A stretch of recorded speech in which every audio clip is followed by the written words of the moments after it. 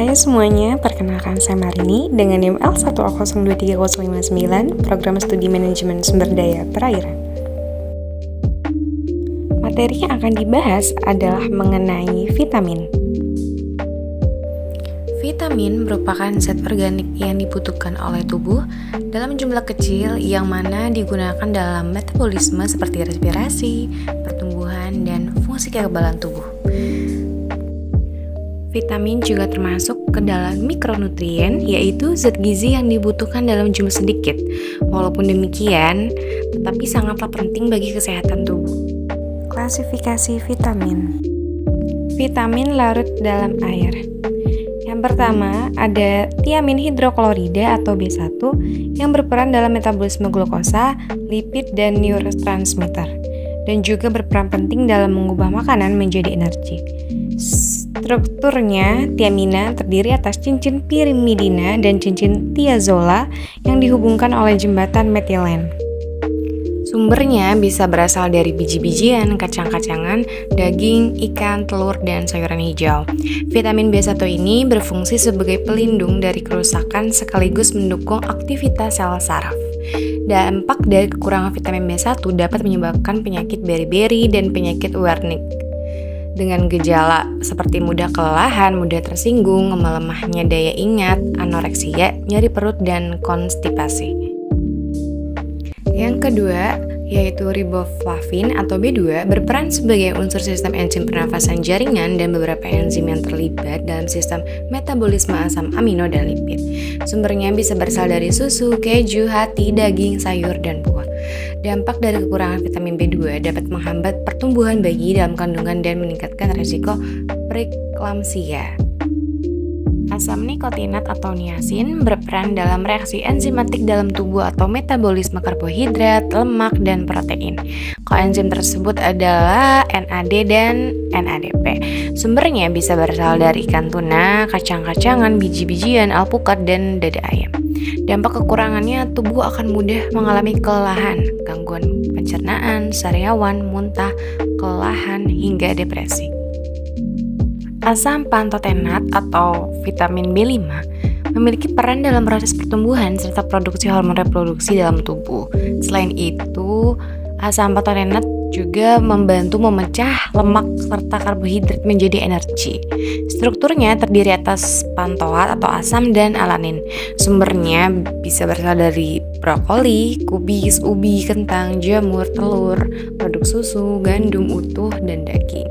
Dampak kekurangannya bisa menyebabkan anemia dan gangguan pada kulit, contohnya ruam atau bibir pecah-pecah, dan juga dapat meningkatkan risiko gangguan otak, diantaranya seperti depresi, kebingungan, mual, anemia, hingga kejang.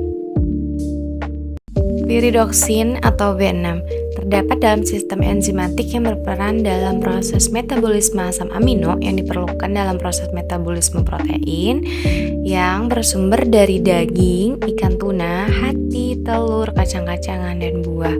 Kemudian dampak dari kekurangan vitamin piridoksin atau B6 antara lain yaitu lemah, mudah tersinggung, dan sulit tidur.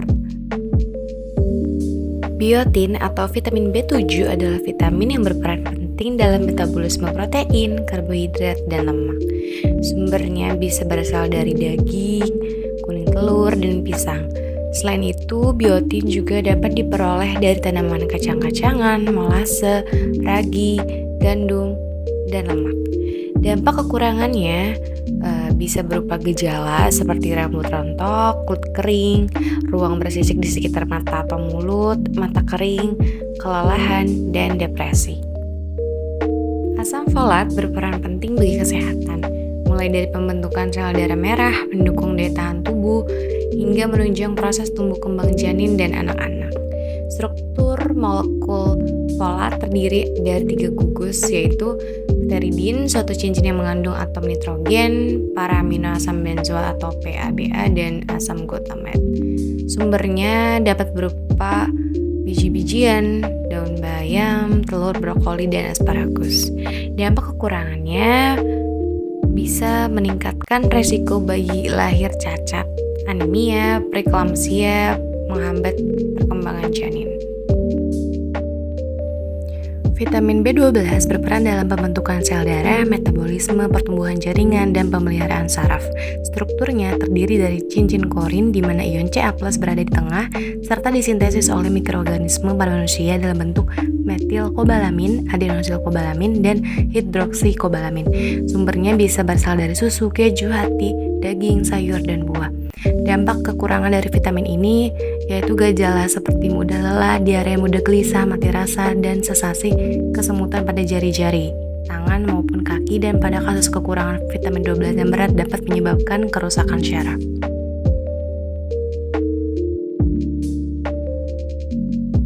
Asam askorbat atau vitamin C memiliki peran dalam pembentukan jaringan dan sistem pertahanan tubuh. Struktur asam askorbat mempunyai pusat-pusat kiral pada karbon 4 dan 5 dan berada dalam 4 bentuk stereoisomer. Sumbernya berasal dari jeruk, paprika, kiwi, stroberi, brokoli, tomat, kentang, dan lain-lain.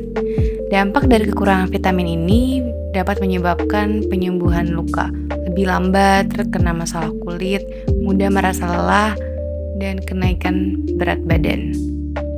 Vitamin larut dalam lemak. Yang pertama ada vitamin A. Vitamin A berfungsi di dalam darah untuk transport protein yang disintesis di hati. Vitamin A sangat dibutuhkan oleh retina mata dalam bentuk retinal yang bergabung dengan protein membentuk suatu molekul yang menyerap cahaya dan penglihatan tampilan warna. Vitamin A terdiri dari alkohol monohidrat tak jenuh yang mengandung cincin alisiklik. Sumbernya bisa berasal dari bayam, kangkung, tomat, wortel, dan lain-lain.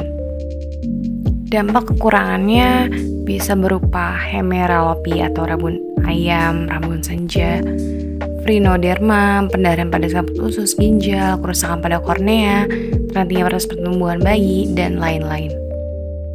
Vitamin B adalah nutrisi yang diperlukan untuk membantu penyerapan kalsium dan fosfor di dalam tubuh. Vitamin ini berperan dalam menjaga kesehatan tulang dan gigi serta sistem imunitas. Sumbernya dapat berasal dari sinar matahari, kuning telur, susu, kedelai, oatmeal, jamur miatik, dan lain-lain. Dampak kekurangannya contohnya seperti osteoporosis, autoimun, hipertensi, dan lain-lain.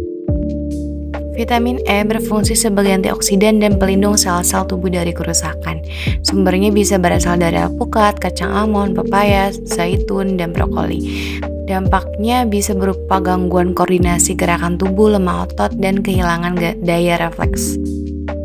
Vitamin K penting dalam koagulasi atau yang juga dikenal sebagai pembekuan darah. Vitamin ini berfungsi mencegah pendarahan yang berlebihan. Sumbernya bisa berasal dari bayam, brokoli, selada, asparagus, dan lain-lain. Dampak dari kekurangannya bisa berupa kehilangnya kepadatan tulang, rentan mengalami pendarahan, gangguan usus, atau saluran empedu. Nah, dalam bidang perikanan, vitamin ini sangat penting dalam menjaga kesehatan dan pertumbuhan ikan.